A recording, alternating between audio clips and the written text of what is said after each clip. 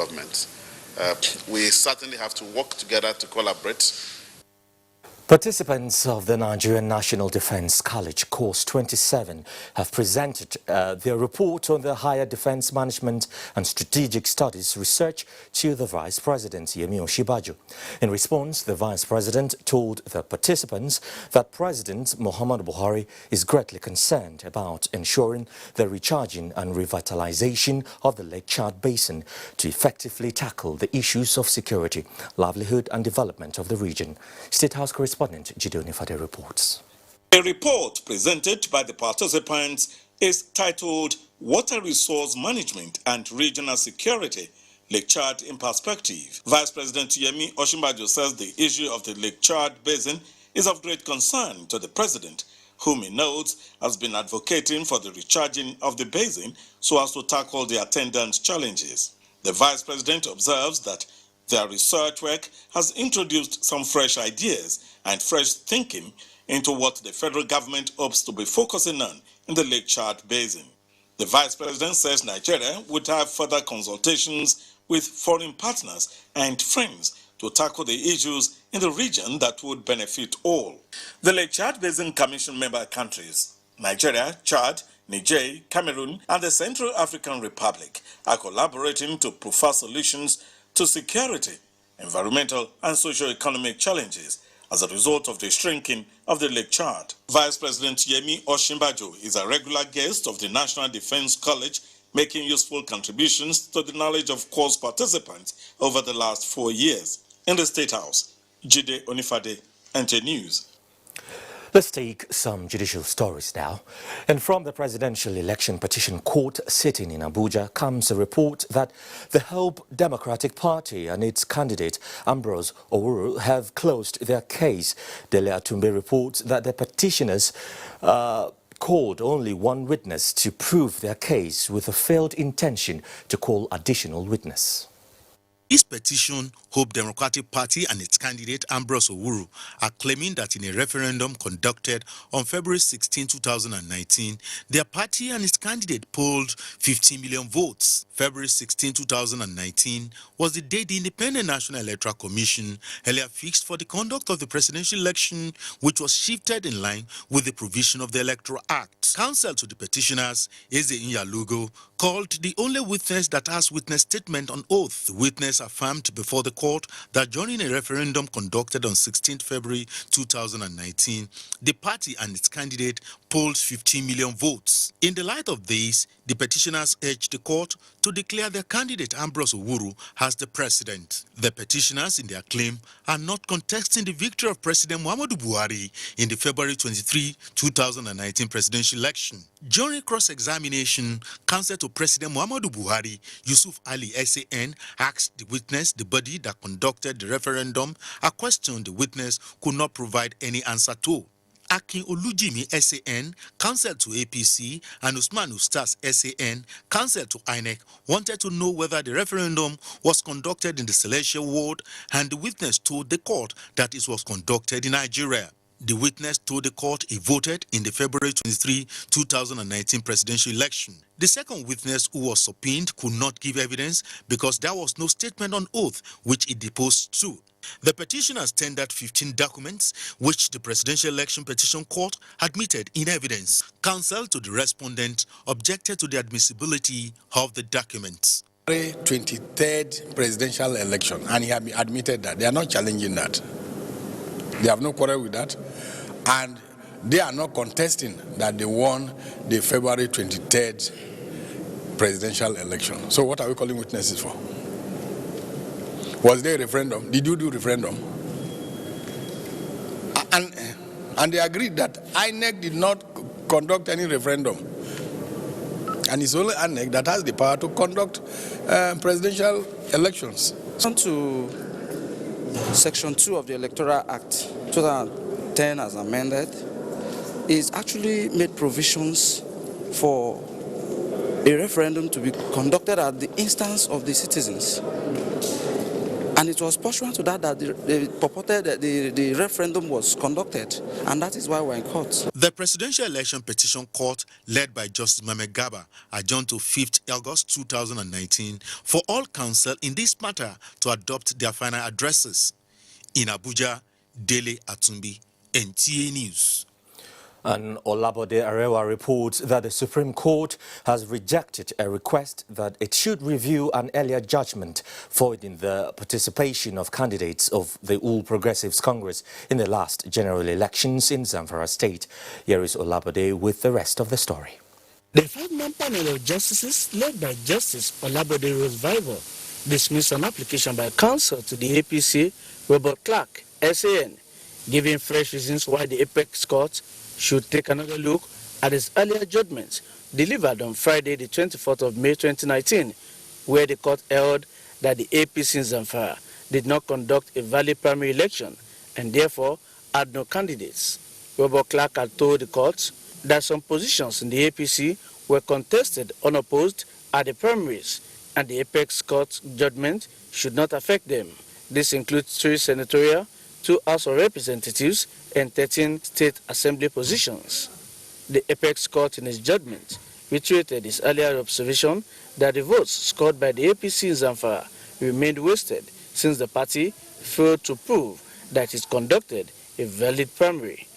Candidates of the PDP, which came second in the Zamfara elections, were subsequently issued with certificates of return by the Independent National Electoral Commission, INEC. The Apex Court did not award any costs against the APC. In Abuja, Olabode Arewa, NTA News. Still staying with the judiciary, the trial of Senator Elisha Abo on the charge of assault has been stalled due to the inability of the prosecution to serve him with all the materials to be used as evidence in the trial.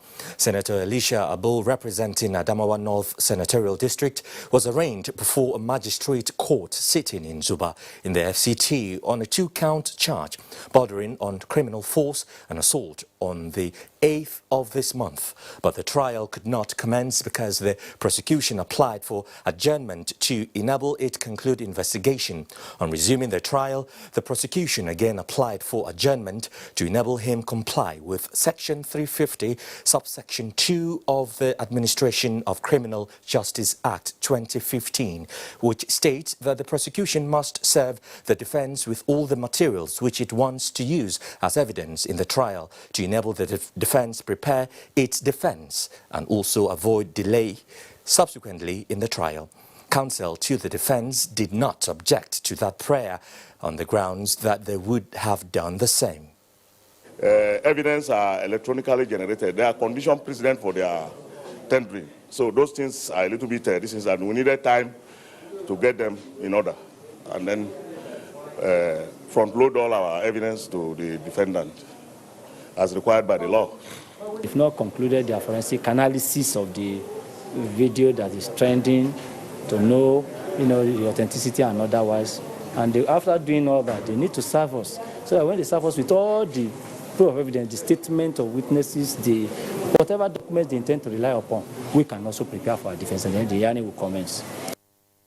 The case has been adjourned to the 20th of next month for hearing. Stay with us here on NTN Network News. We have more story for you when we come back. Thanks for staying with me on NTN Network News. Now, President Muhammadu Buhari has attributed the challenges of security in Nigeria's northwest to a deliberate attempt by those who do not mean well for the country to divert attention. Receiving in audience members of the Northeast Alliance for Buhari 2019 on a solidarity visit, the president, however, maintained that there will be no hiding place for the evildoers. State House correspondent Adam Asambo reports. Members of the Northeast Alliance for Buhari 2019 were in the State House to register their appreciation to the governing APC for, amongst others, improving the security situation in the Northeast. Whoever says Boko Haram is not degraded or security situation has not improved does not mean well for the country. Peace is gradually returning to the zone and the internally displaced people, the IDPs, have started returning to their towns and villages, most of whom have started engaging in their traditional agricultural activities. President Muhammadu Buhari said with peace and stability as indispensable to the realization of any meaningful development, his administration will not relent until normalcy is fully restored in the land. I'm very pleased that you appreciate the efforts this administration has made in trying to consolidate the stabilization of peace in the area. When the Northeast has become too tough, now they create a diversion in the Northwest. But I think this country is big enough and resourceful enough to defend its territorial integrity, and we will continue to do our best. The president used the opportunity to formally thank his guests for sustaining their trust and confidence in his leadership, saying this will not be taken for granted. I assure you that the concern of this government is the stability of the country, so that we can have time to improve the economy and to make sure that people that are trusted with the management of the national resources do not disappoint us. Members of the group, including the former governor of the old Borno state, Mohammed Goni, were full of gratitude to the president for the takeoff of the Northeast Development Commission to respond appropriately to the reconstruction and rehabilitation needs of the people badly devastated by Boko Haram. In this regard, we shall continue to positively and constructively support all your programs, especially reduction of poverty, youth employment, agricultural value change, and creating harmony among our diverse people. You have done so much to the Northeast zone that there is no word that is enough to express our gratitude to you. As such, we can simply say thank you. Formed by members of the PDP and other opposition political parties in the build-up to the last elections, the Northeast Alliance for Buhari 2019 worked for the re-election of President Muhammadu Buhari towards consolidating the achievements recorded in the Change Nigeria project. From the State House, Adamu Sambu, NTA News. A bit on the legislature now. The relationship between political party and its caucus in parliament is strategic to achieving campaign manifestos. It is in this regard that the president of the Senate, Ahmed Lawan, says All Progressives Congress caucus in the Senate will work in collaboration with its party at all levels. Senator Lawan was speaking when he met with state chairman of the All Progressives Congress. Ignatius Nkwo reports. Chairman of the 36th State chapter of the All Progressives Congress on a congratulatory visit to the President of the Senate, Ahmed Lawan. They advised him to remain resolute in his resolve to build a cordial working relationship with the executive. Your victory is ours. Your victory on the 11th of June was a victory of all Nigerians who demand productive cooperation between the executive and legislative for the stability and progress of Nigeria. President of the Senate, Ahmed Lawan, emphasized the importance of a rancor-free National Assembly and describing national development as a collaborative venture by all arms of government. He advocated a dispute resolution mechanism that would be proactive and sustainable. We are one government. We are one people. We have the same program, really. The executive and the legislature in this respect, with dominance of the APC in the Senate, been an APC administration. We have just one course. We are supposed to have one focus, and we are supposed to have one direction.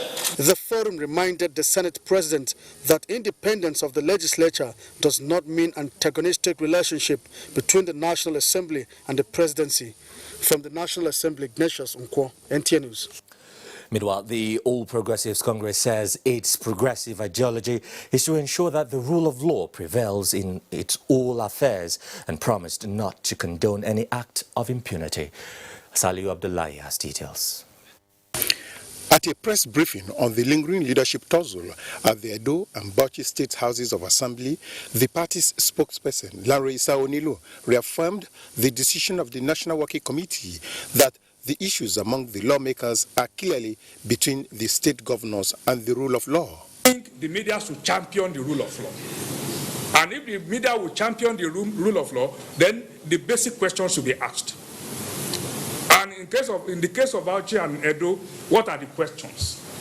The question is, was there a proper proclamation by the governor over Bauchi, over Edo? Did they do that? If they didn't, then the whole country, championed by the media, should insist on that minimum. In the meantime, elder statesman Chief Edwin Clark on Edo State in particular notes that the power of the House of Representatives over state houses of assembly is constitutional, but must however be exercised with due process. They should therefore allow the court, which is the case is already in court, to declare whether what the governor has done by through his proclamation is wrong, valid or not valid. In Abuja, Salihu Abdullahi, NTA News. And the National Working Committee of the All Progressives Congress has upheld disciplinary actions against National Vice Chairman Northwest Inua Abdul Kadri. The party has subsequently referred the issue to the National Executive Committee for further actions. Salihu Abdullahi has more. The decision of the party was made public through a statement issued by its National Publicity Secretary, Larry Saonilu, at the end of its closed-door meeting. In the statement, the party says the decision to uphold the action of the Sokoto State APC organ was due to failure by the National Vice Chairman Northwest, Inua Abdul Kadri, to appear and defend himself before the disciplinary committee set up to look into various petitions against him. Meanwhile, reacting to the statement on his suspension, Inua Abdul Kadri in a statement said the issue is still pending at the Sokoto State High Court, in which the national chairman and Sokoto State chairman of the party are endorsed as defendants and entered appearances. He said the inability to appear before the disciplinary committee, as communicated through APC Deputy Chairman South, Ni Adebayo, was due to clash in date slated to hear the matter in court. Abdul Kadri therefore says, as a stickler for rule of law, he will remain patient for justice to prevail. In Abuja, Salihu Abdullahi, NTA News. Let's take you now to Bauchi, where the Governor Bala Mohammed has flagged road construction works in 4 communities within Bauchi state capital. Mahmoud Ibn Muhammad reports that the projects were awarded at the cost of over 4.9 billion naira. These road projects are the first for the government of Senator Bala Mohammed, totaling 13.5 kilometers. The scope of the project is 6.4 kilometers Sabankaura Road, 4.2 kilometers Gombe Road to Meduguri Bypass, 1.8 kilometers Yakubu Bauchi Quarters Road, and 1.1 kilometers Mudalawal Market Road. This road features a 3-lane road, quite different from the normal roads that you see. The normal roads that you see on some days all over the country, they are 2-lane roads. I want to reiterate that this administration remains resolute in providing unparalleled dividends of democracy for the socio-economic benefits of the citizenry, as well as continue to initiate policies and programs that will significantly improve on the well-being and the quality of life of the people. These routes are expected to be completed by the first quarter of next year. In Bauchi, Mahmoud Ibn Muhammad, NTA News. Now, the Igbo community in Kanu has joined other concerned Nigerians in kicking against the call for the relocation of herdsmen from southern parts of the country. As the Igbo Kanu President General and Igbo traditional leader in diaspora, Igwe Boniface Ibekwe, made the Igbo's position known at a dinner to commemorate his 10th Ofala anniversary in Kanu. Abdullahi Mustafa has details. Kano is one of the states with high concentration of Igbo community outside the southeastern part of Nigeria.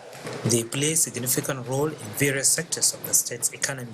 This was the main purpose of hosting the community's leadership to a dinner in honor of Igwe Boniface Ibekwe, the Eze Ndibo, on his 10th Ofala anniversary as President General and Igbo traditional leader in diaspora.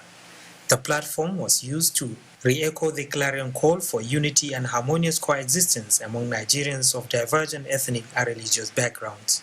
Igwe Boniface Ibekwe, Governor Abdullah Umar Ganduje and other Igbo leaders urged the Fulani herdsmen to go about their legitimate business in any part of the country, as the nation's constitution places no impediment to that.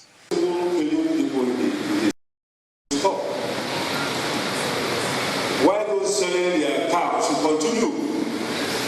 It's only when there is peace, that is when the businesses can thrive. What people don't understand is that, or don't appreciate, or don't ponder on, is that we are all creatures of God. Dr. Ganduje described the Ruga settlement project of his administration as part of measures to address some of the concerns related to the movement of pastoralists from one part of the country to another. In Kano, Abdullahi Mustafa, NTA News. President Muhammadu Buhari has sent warm felicitations to former Governor of Lagos State, Latif Jakande, who turns 90.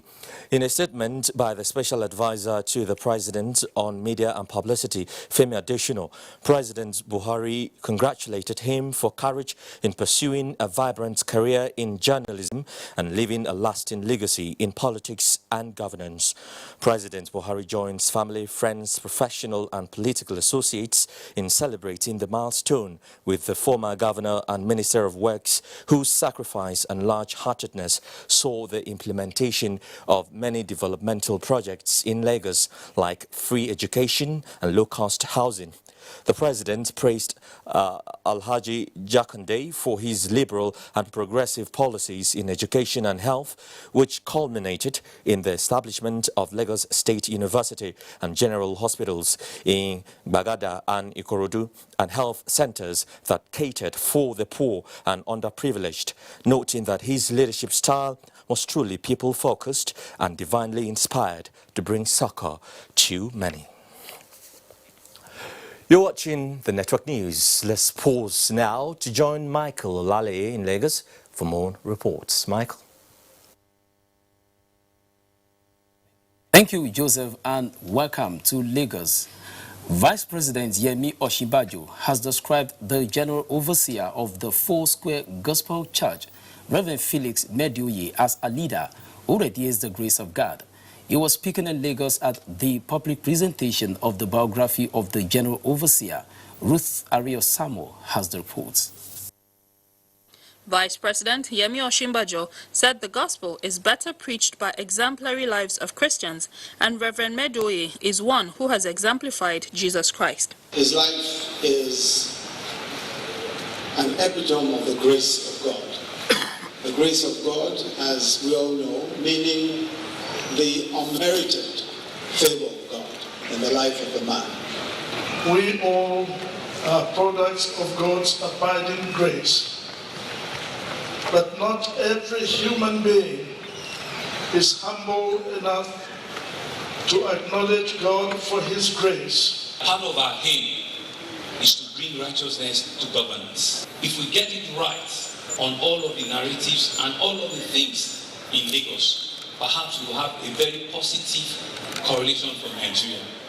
I say that this is a very good book, well written, well researched, deep in content, and very, very unpretentious. General Overseer, Foursquare Gospel Church in Nigeria, Reverend Felix Medioye, is optimistic that the book will aid Christians and the clergy balance their family life and work with God. In Lagos, Ruth Ariosamo, NTA News. The former governor of Abia State, Orji Kalu, has appeared before Justice Mohammed Idris at the Federal High Court, Lagos, to answer charges leveled against him as a governor. Orji Kalu, who was the governor of Abia State between 1999 and 2007, is facing a 39-count charge of corruption and money laundering. Abolori Ogbara reports. 1.6 billion naira fraud brought against the former governor of Abia State, now representing Abia Central in the Senate, has dragged on for 13 years. In July 2018, the Federal High Court in Lagos dismissed a no-case submission filed by the former governor in the trial for alleged corruption, where he challenged the jurisdiction of Justice Mohammed Idris to continue hearing the case after his elevation to the Court of Appeal. But his defense team was ordered to open defense. Incidentally, when the case came up Monday, 21st July 2019, his defense counsel, Orji Kalu, SAN, presented a letter seeking an adjournment of the trial based on the fact that he has an election petition trial at the tribunal.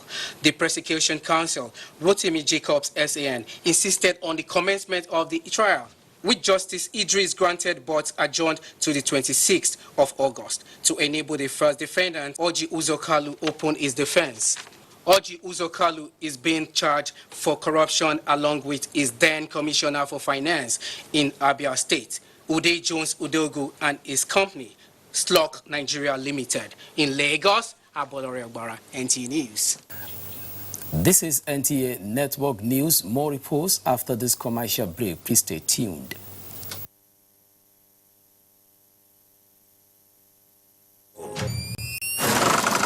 In this country of party and daily blackouts, your camera, they snap memories, they go. Even though 30 billion not in your account, still, you continue to push and believe. We apologize for the mix-up there, but let's just take you to Ibadan Network Center to get a few reports from Kemi. Hello, Kemi.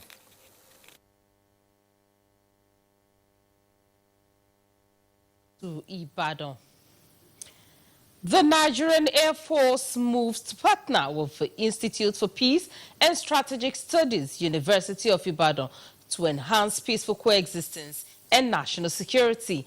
Chief of Air Staff Air Marshal Sadiq Abubakar made this known after delivering a lecture at the institute. The Chief of Air Staff was in Ibadan for the second Distinguished Personality Lecture of the Institute for Peace and Strategic Studies with the theme, Roles of the Nigerian Air Force in Internal Security Operations in Nigeria. Director of the Institute, Professor Tajuddin Akonji, noted that the choice of Air Marshal Sadiq Abubakar as an alumnus of the university was apt for the lecture. New emerging threats are calling for more action for the security agency, especially the Air Force. Chief of the Air Staff, who was also inducted as a fellow of the Institute, addressing journalists after the lecture, which was held behind closed doors, noted that security matters need utmost sensitivity, but the force is ever committed to building partnership for lasting peace across the country. The Air Force is participating actively in all internal security operations, both in the Northeast, the Northwest, and the North Central. We also provide logistic resupply. The Institute for Peace and Strategic Studies seeks to harmonize the theory and practice of security studies in Ibadan. Kemi Oshin, NTA News. Kemi Oshin, NTA News. And that's it from Ibadan. It's back to you, Joseph, for more on Network News. Kemi from Ibadan Network Center there. In pursuant of national task to provide alternative energy source towards addressing the issues of power affecting most industries in Nigeria, Greenville LNG has unveiled one of its customer location service center at Dufil Prima Foods PLC complex in Port Harcourt. Kingsley Amajiri reports that the facility is intended to help Dufil Prima Foods run its production processes seamlessly, devoid of power supply issues. Established in 2015 by private sector investors, Greenville LNG prime objective is to expand the natural gas infrastructure using innovative pipeline system to deliver gas to locations not served or underserved by the existing gas pipeline network in Nigeria. The objective of this 110 metric tons tank capacity customer location energy facility is to power Dufil Prima Foods PLC Port Harcourt plant.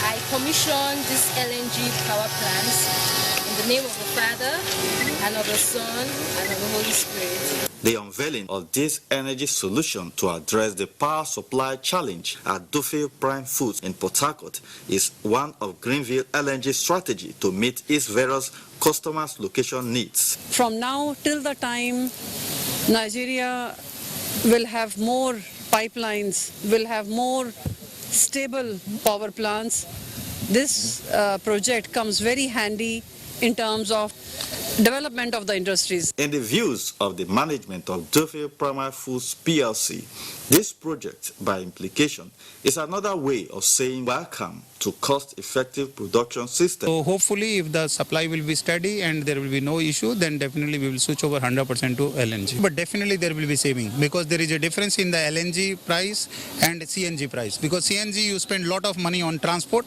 In this case, you will save a lot of money on your transport. The River State government and the Department of Petroleum Resources were delighted with Dufil Primary Foods switchover to LNG gas to power its plants, given that it is environmentally friendly but called for maintenance culture. Greenville LNG is one-stop solution providing LNG for heat and processing. The company says it is ready to deliver LNG-based power solution and power lease models for industries with capacities from 1 megawatts to 250 megawatts. In Port Harcourt, Kingsley Amajiri, NTA News. Let's just take some messages. We're back shortly. Thanks for staying with us. You're still watching NTN Network News. The death has occurred of Mrs. Mariam Yunusa, born on the 14th December 1953 in Kulak, Adamawa State. Mariam attended Queen Elizabeth School, Ilorin, before proceeding to Ahmadu Bello University, Zaria, for a Bachelor of Arts in Geography and a Master's degree in Urban Regional Planning.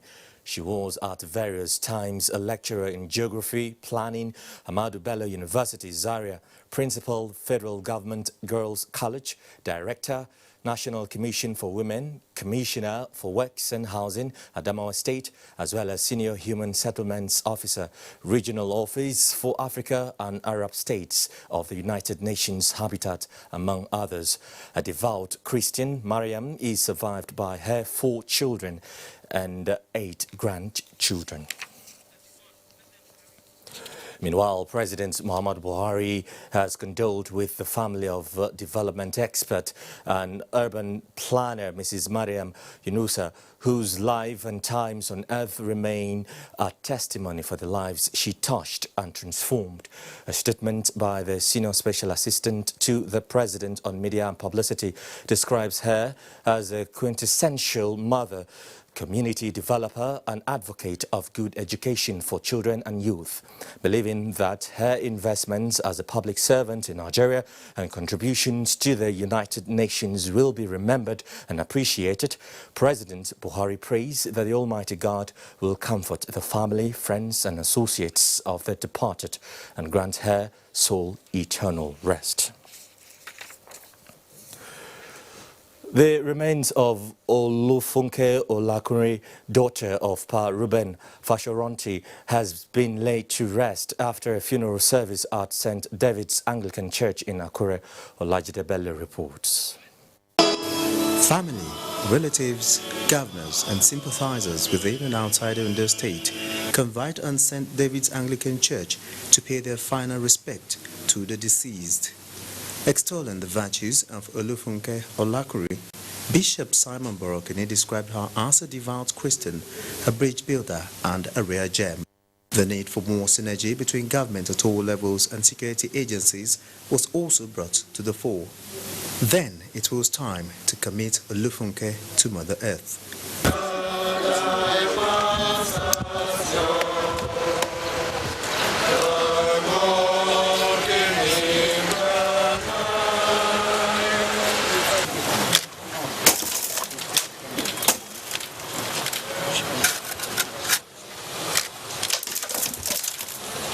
From Akure, Olajide Bello, NTA News. Let's just take a few more messages. We'll be right back. And that's NTN Network News for tonight. Thank you very much for your company. From me, Joseph Johnson, and the entire team, good night.